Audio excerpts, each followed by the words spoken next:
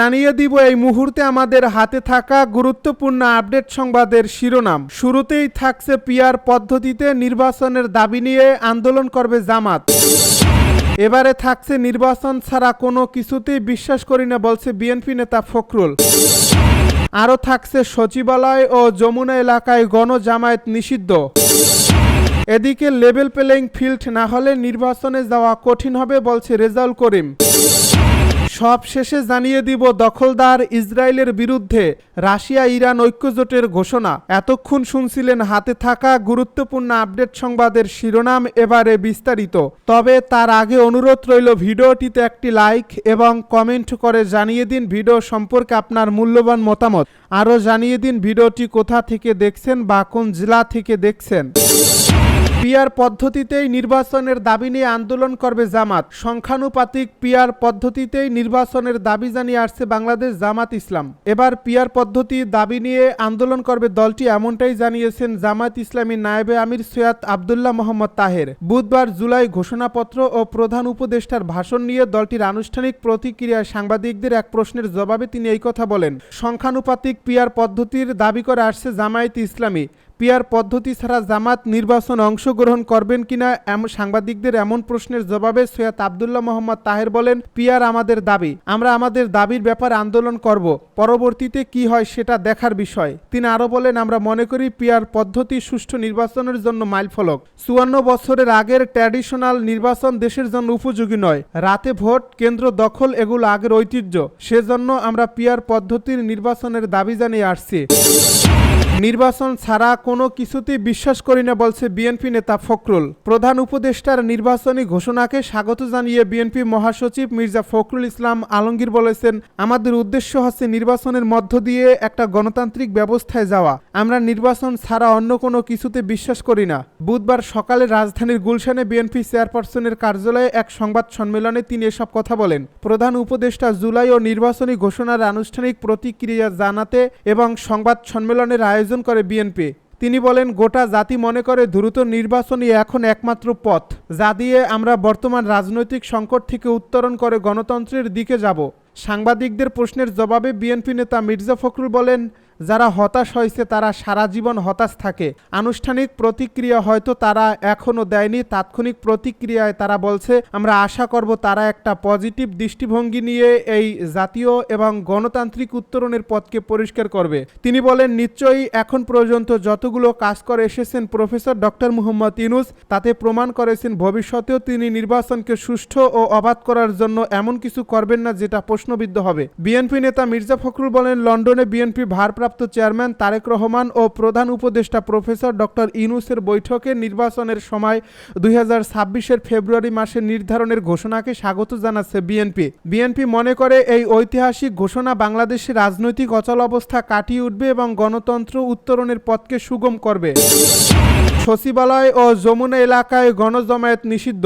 বাংলাদেশ সচিবালয় এবং প্রধান উপদেষ্টার সরকারি বাসভবন যমুনা ও পার্শ্ববর্তী এলাকায় যে কোনো প্রকার সভা সমাবেশ, গণজামায়াত মিছিল ও শোভাযাত্রা ইত্যাদি নিষিদ্ধ করে গণবিজ্ঞপ্তি প্রকাশ করছে Dhaka metropolitan police.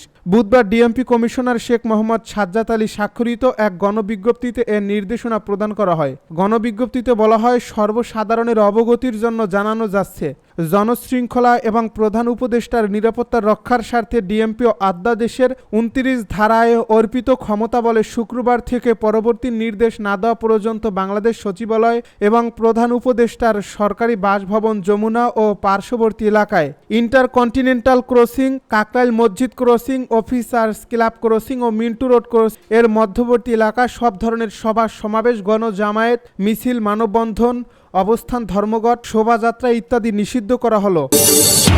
Level playing field না হলে নির্বাচনে যাওয়া কঠিন হবে।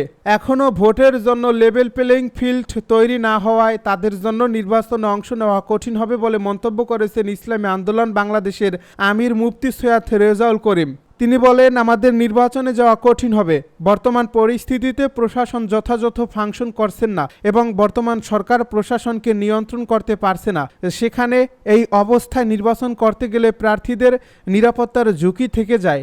এই ঝুঁকিতে কেন নির্বাচনে যাব সেই প্রশ্ন আপনাদের কাছে রাখলাম। বুধবার রাজধানীর পল্টনে ইসলামী আন্দোলন বাংলাদেশের কেন্দ্রীয় কার্যালয় জুলাই ঘোষণাপত্র এবং প্রধান উপদেষ্টার ভাষণ নিয়ে দলটির অবস্থান প্রতিক্রিয়া জানতে এক সংবাদ সম্মেলন করে দলটি। সেখানে সৈয়দ রেজাউল করিম এই কথা বলেন। সংখ্যানুপাতিক পদ্ধতিতে নির্বাচন না হলে ইসলামী আন্দোলন নির্বাচনে অংশগ্রহণ করবে কিনা এমন প্রশ্নের জবাবে মুফতি সৈয়দ রেজাউল করিম বলেন, পিআর আমাদের দাবি। এর মাধ্যমে কালো টাকার দৌরাত্ম্য কমবে, সুষ্ঠু নির্বাচনের সম্ভাবনা তৈরি হবে। কিন্তু বিএনপি এককভাবে ক্ষমতায় যেতে চায় বলে পিআর নিয়ে শিষ্টাচার বহির্ভূত কথাবার্তা বলে। নির্বাচনের আগে জামায়াত ইসলামী সহ সমমনা দলগুলোর সঙ্গে দৃশ্যমান কোনো ঐক্য হবে কিনা এমন প্রশ্নের জবাবে ইসলামী আন্দোলনের আমির বলেন, যারা ইসলাম প্রেমী ও দেশপ্রেমী তাদের সাথে নির্বাচনী জোট বা সমঝোতা হওয়ার খুবই সম্ভাবনা রয়েছে। ইসরায়েলের বিরুদ্ধে রাশিয়া ইরান ঐক্যজোটের ঘোষণা। মধ্যপ্রাচ্যে উত্তেজনার নতুন মাত্রা যোগ হলো যখন রাশিয়া ও ইরান ইসরায়েলের বিরুদ্ধে একটি কৌশলগত ঐক্যজোট গঠনের ঘোষণা দেয়। এই জোট মূলত ফিলিস্তিনে ইসরায়েলের সামরিক অভিযানের বিরুদ্ধে প্রতিক্রিয়া হিসেবে দেখা হচ্ছে, যেখানে গাজা ও পশ্চিম তীরে হাজার হাজার মানুষের প্রাণহানি ঘটছে। মস্কো ও তেহরান উভয়ই ইসরায়েলকে আগ্রাসী শক্তি হিসেবে চিহ্নিত করে তার বিরুদ্ধে যৌথ অবস্থান নেওয়ার ঘোষণা দিয়েছে।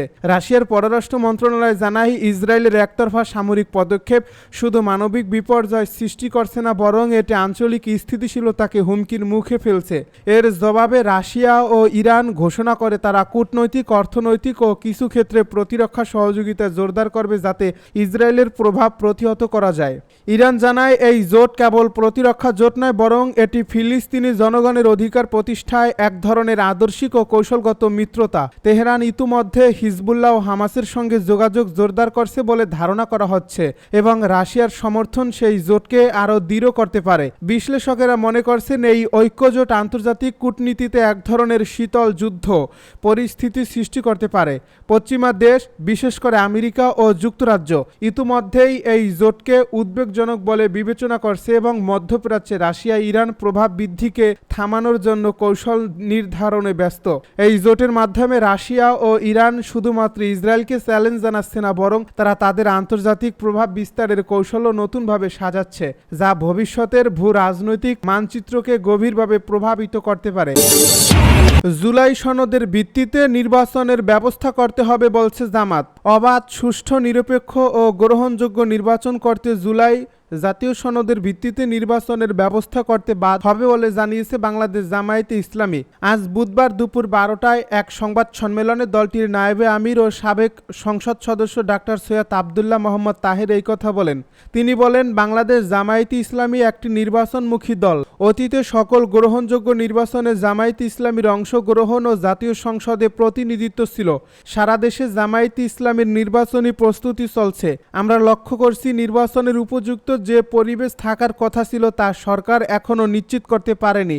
এজন্য প্রধান উপদেষ্টা ঘোষিত টাইমলাইন অনুযায়ী অবাধ, সুষ্ঠু, নিরপেক্ষ ও গ্রহণযোগ্য নির্বাচন করতে হলে জুলাই জাতীয় সনদের ভিত্তিতে নির্বাচনের ব্যবস্থা করতে হবে।